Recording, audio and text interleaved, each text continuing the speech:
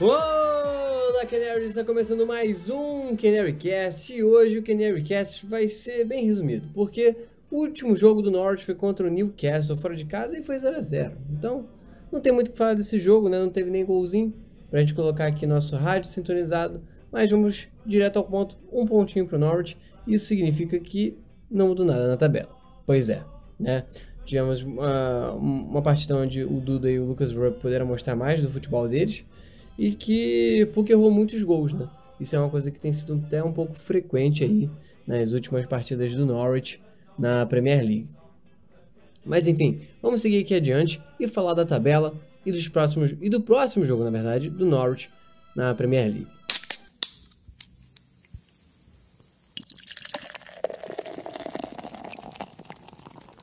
Bom, Canaries, a tabela ficou da seguinte maneira. Eu vou falar para vocês os 5 últimos colocados da Premier League atualmente. O Bournemouth está em 16º lugar com 26 pontos.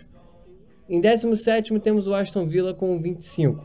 Em 18º, na zona de rebaixamento, o West Ham com 24 pontos. Em 19º, o antepenúltimo colocado, o Watford com 23 pontos e em último, o Norwich com 18. Né? Precisamos de 2 vitórias aí para poder sair da zona de rebaixamento. Com uma vitória, o Norwich vai a 21 pontos. Com 2 vitórias, o Norwich vai a 24.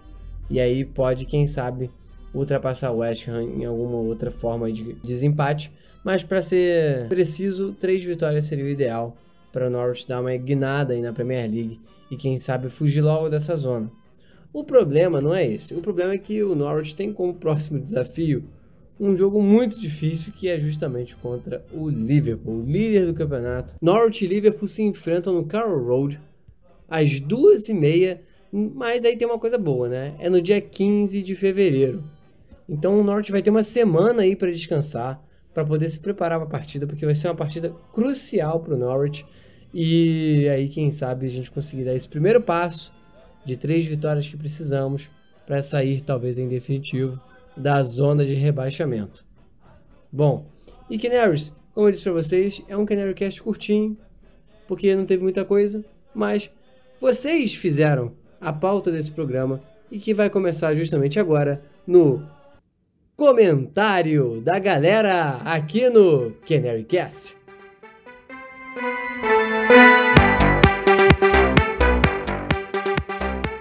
Começando o comentário da galera com o nosso querido Uriel Pereira, o @UriPereira7 lá no Twitter.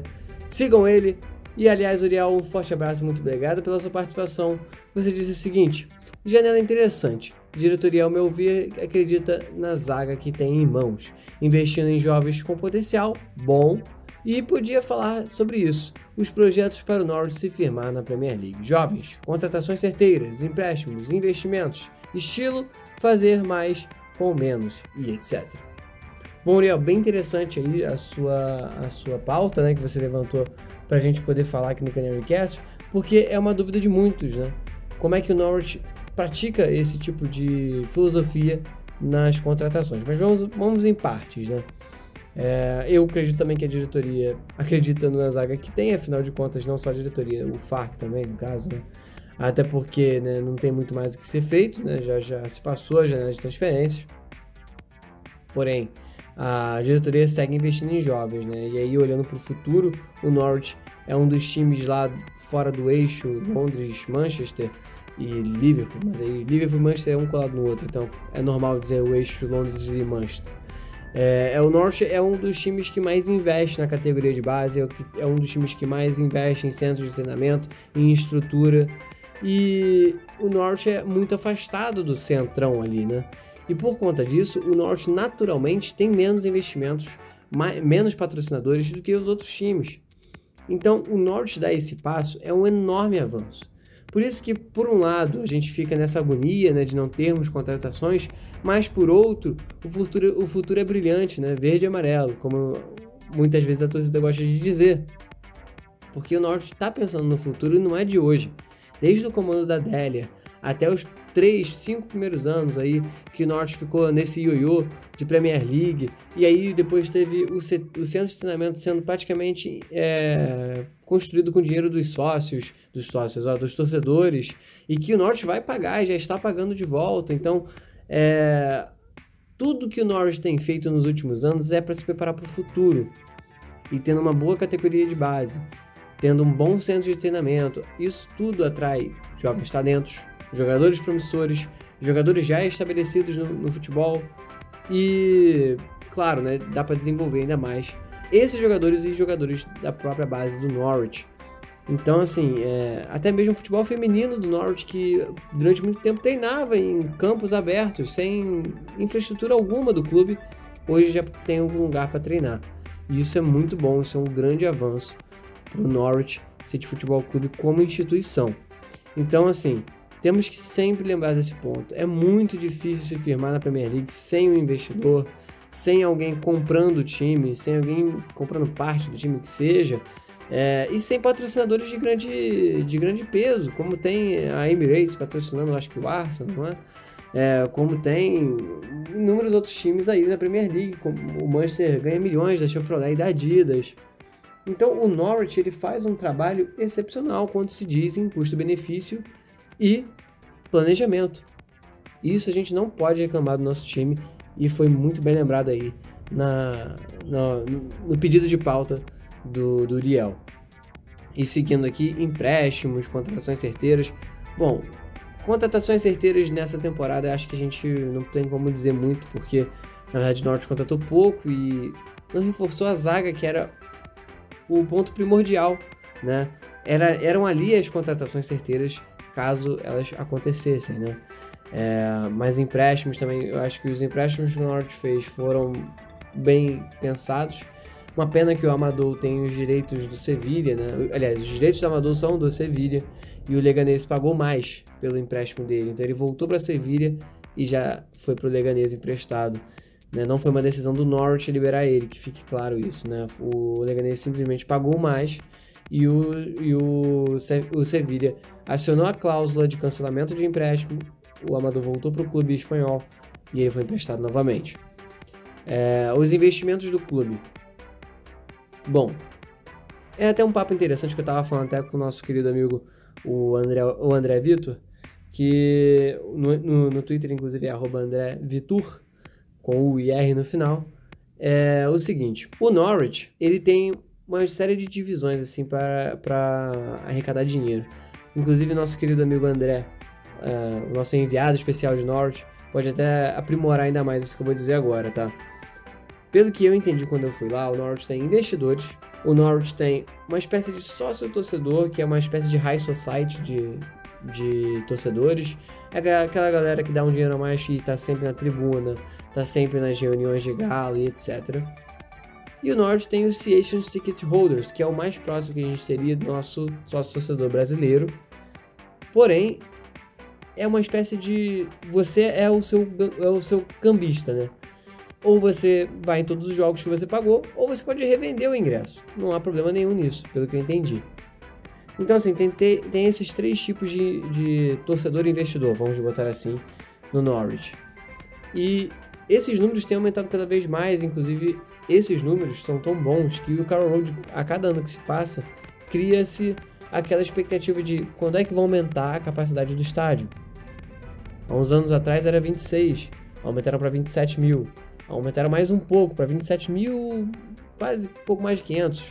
Então, eu não duvido que daqui a um ano e meio por aí, o Carrow Road tenha uma expansão para 30, ou então uma expansão até mais intensa para 40 mil torcedores. Eu acho que caberia tranquilamente. E eu digo isso porque, não só pela conversa com torcedores locais do Norwich, inclusive até mesmo o próprio André, já falou algumas vezes no grupo. Muitas vezes tem torcedores que não conseguem ir no ingresso porque acaba muito rápido. Não conseguem ir no jogo porque o ingresso acaba muito rápido. Então, é essa a demanda que nós temos. Uma demanda por mais lugares ali no Carrow Road. E aí mais um ponto positivo para o investimento feito no clube.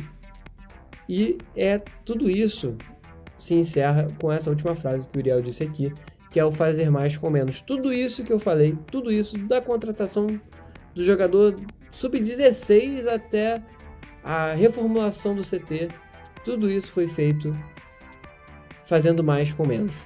Tudo isso foi feito com planejamento, com a fidelidade do torcedor / morador de Norwich, a fidelidade dos patrocinadores que ainda estão, e que ainda estão no sentido de que patrocinam há muito tempo, né? O Norwich. A Viva durante muito tempo foi uma excelente parceira do Norwich, não há o que reclamar da Viva. A Lotus é uma excelente parceira do Norwich.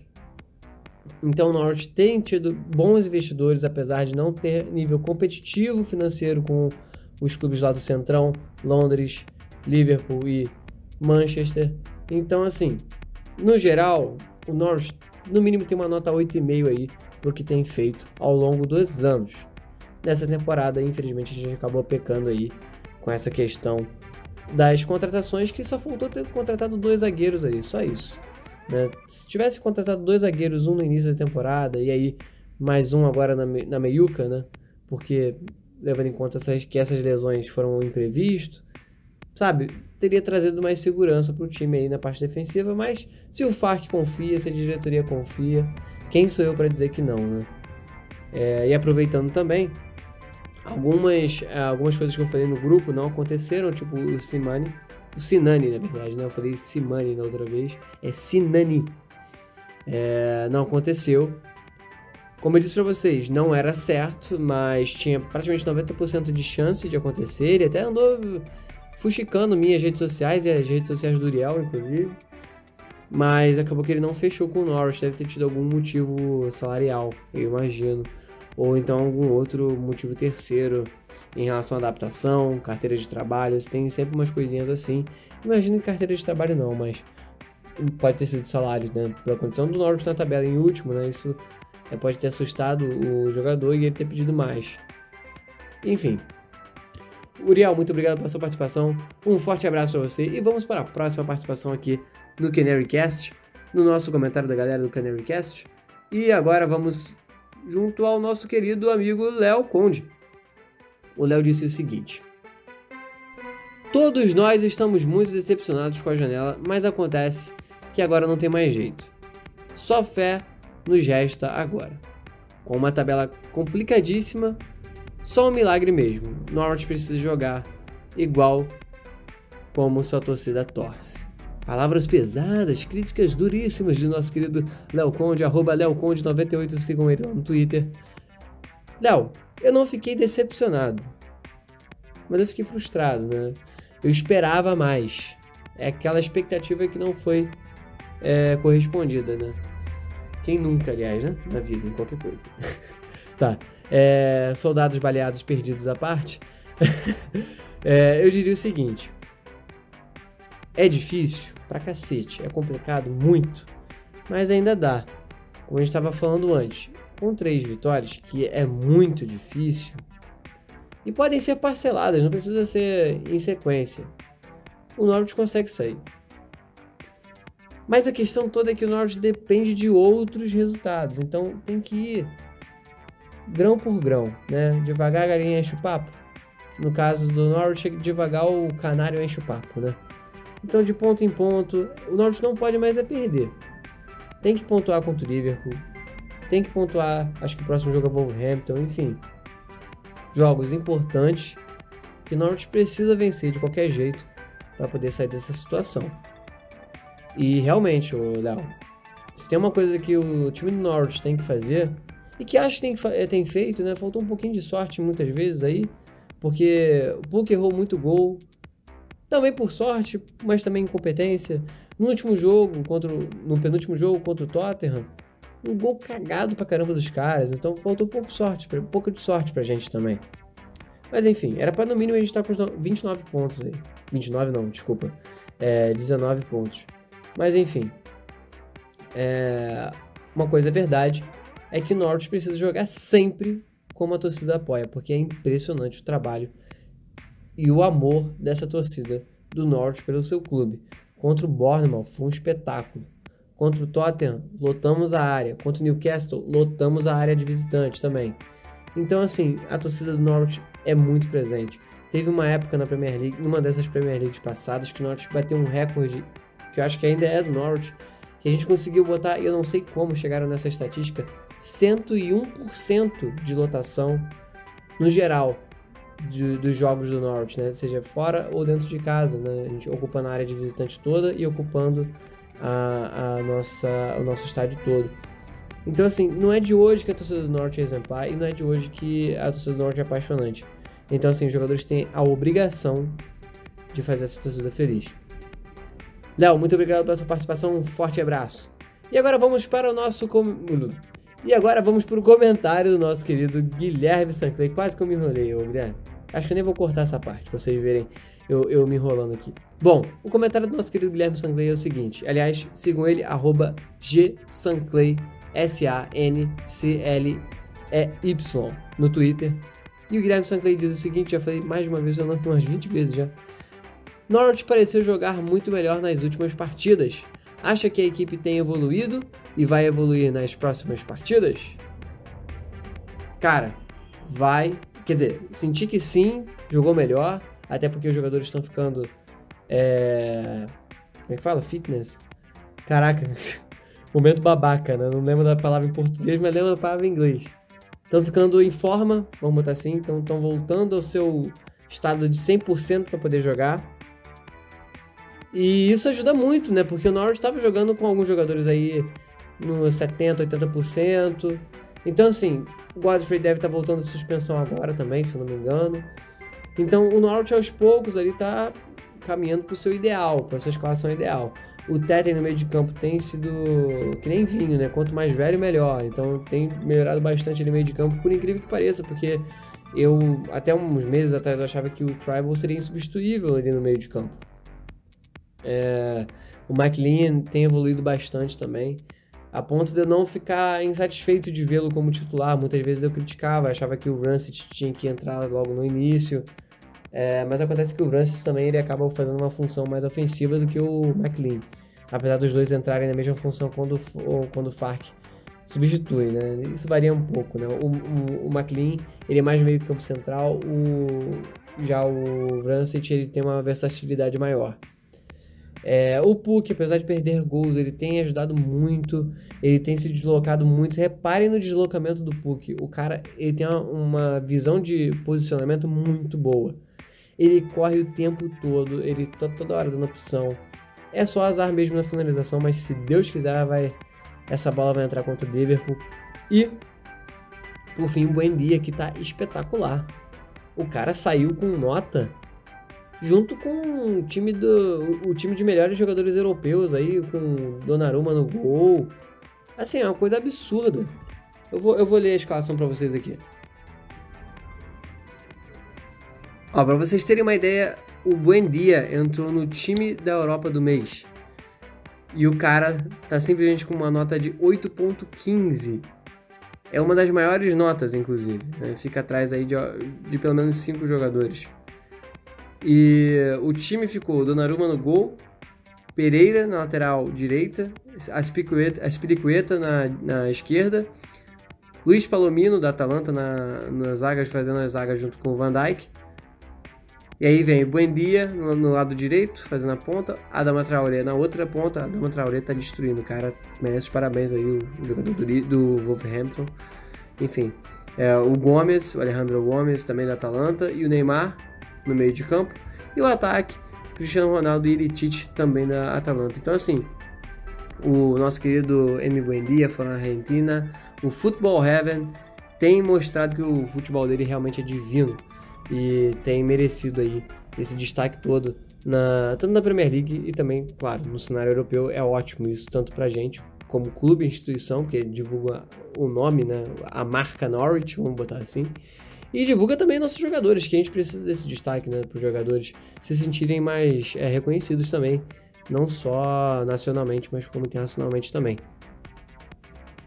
Mas enfim, nas próximas partidas eu acho que a gente vai conseguir melhorar ainda mais, porque, né, como eu falei também, o Godfrey tá voltando, ele pode ajudar também. Se bem que o Hanley tem feito boas partidas, o que é até estranho. Eu sempre fui muito crítico com o Hanley, porque eu acho ele muito lento. Mas vamos ver, né? O próximo jogo é meio complicado, né? Tem uma linha tênue aí chamada Liverpool. Então, assim, a gente pode jogar muito bem e, de novo, perder ou então empatar. O empate seria ótimo, inclusive. Afinal, tá muito difícil ganhar no Liverpool. Então, vamos ver. Eu acho que a gente pode seguir confiante. Eu acho que a gente pode conseguir aí pontos importantes nos próximos 3 jogos. E quem sabe Tomara a gente sair logo dessa situação. Eu tenho visto um West Ham muito estranho, doido pra cair.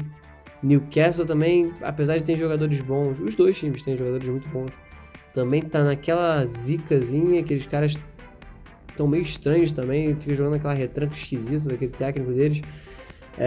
E o Watford tá na mesma situação que a gente, só que eles conseguiram uma vitóriazinha a mais, então temos aí uns adversários que estão nesse chove não molha também. É porque o Norwich, assim, foi penalizado pelo destino, vamos botar assim, né? O destino chamado VAR, em alguns jogos, né? Isso também ferrou com a nossa vida. Mas como não tem como voltar atrás, e a gente só tem que aceitar, o jeito é encarar as coisas como estão. Porque se a gente tivesse pontuado contra o Tottenham, só naquele jogo do Tottenham, e no outro jogo do Tottenham, se a gente não tivesse tomado aquele gol cagado, já eram pelo menos 2 pontinhos aí na nossa conta. E aí a gente estaria com 20, pelo menos. Então, assim, já era uma vitória a menos. A gente já precisaria de uns 6 pontos para sair da zona. Mas, enfim. Não dá para ficar olhando para trás. Tem que olhar para frente. E eu acho, sim, que a gente vai conseguir sair dessa. O Aston Villa também é um outro timinho que tá doido para cair. Bournemouth é meio irregular. Mas, enfim. A gente tem que olhar primeiro pro nosso rabo para depois olhar pro dos outros. Então, assim, não tem como a gente ficar secando os outros. A gente depende do resultado, mas não tem jeito.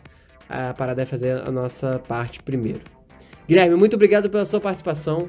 Um forte abraço e até o próximo comentário da galera aqui no Canary Cast.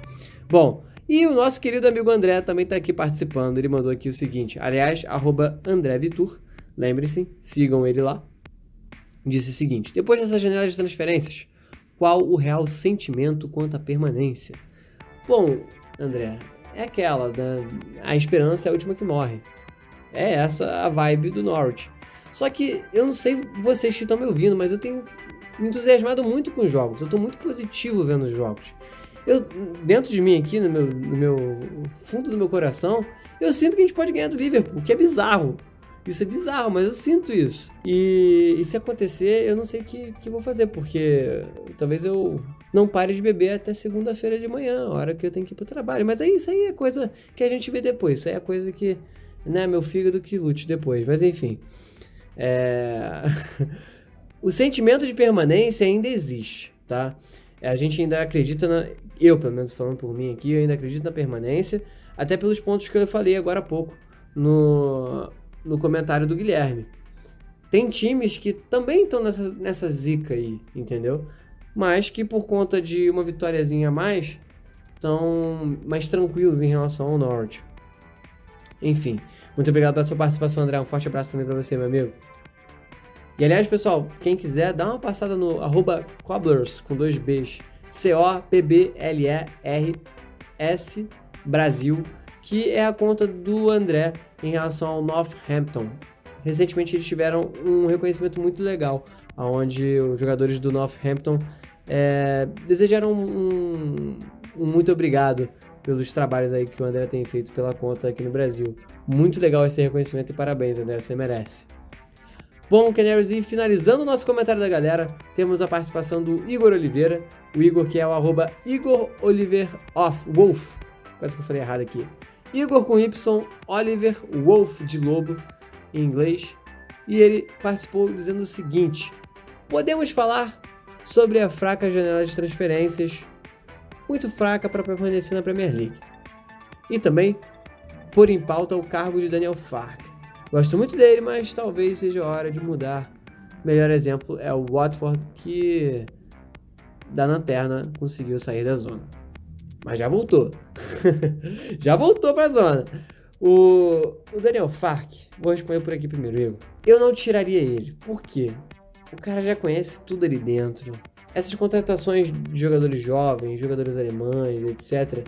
Tudo tá passando pelo olho dele. Tudo tá passando pelo olho do Weber.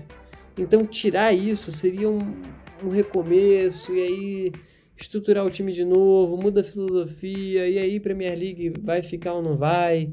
Se não ficar, aí não sabe como é que vai ficar na Championship, se o jogador vai sair, se o jogador vai ficar. Então eu prefiro que se mantenha o trabalho do Farke, independente de cairmos ou não. Agora, assim, Digo isso por conta da organização, da estratégia, do planejamento, etc. Agora, janela de transferências, com toda razão, a gente tem que ficar chateado porque faltou contratar zagueiro. É isso, ponto. Faltou contratar zagueiro. Trouxe jogadores criativos aí pro meio de campo, não sei o quê, mas a gente precisava mesmo de zagueiro. O jeito agora, que a janela já passou, é torcer para essa zaga que temos hoje conseguir manter o ritmo até o final e ninguém mais se machucar, porque a nossa confiança eles têm, eles têm, né? A da diretoria, da equipe técnica também. Mas a preocupação não é a qualidade dos jogadores, a preocupação é o estado físico deles, né? Porque no início do campeonato a gente sofreu justamente por causa disso. Mesmo com a janela fraca, eu acho que a gente ainda consegue ficar na Premier League, o Igor. É difícil pra cacete, como eu falei antes, é uma situação muito complicada, mas ainda dá. Porque, assim como o Norwich, tem outros times também que estão irregulares. E por uma vitóriazinha, o Norwich está mais embaixo. Por conta de uma vitóriazinha a menos, né? Que o Norwich está mais ali embaixo. Mas a gente vai sair dessa, eu tenho confiança. Igor, muito obrigado pela sua participação, meu amigo. Forte abraço. Bom, Canaries, esse foi o nosso comentário da galera aqui no CanaryCast.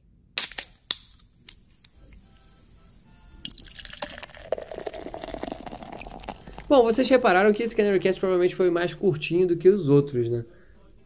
Ou não, depende, né? Eu falei pra cacete. Se não for curto, pelo menos a parte inicial vocês repararam que foi bem rápida, né? A parte ali da tabela, da liga, né? O próximo jogo, enfim.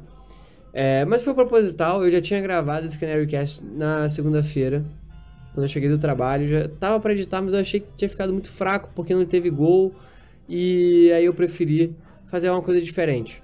Eu regravei hoje, terça-feira, e pretendo já editar e postar hoje, terça-feira, também, pra não ficar muito atrasado com vocês.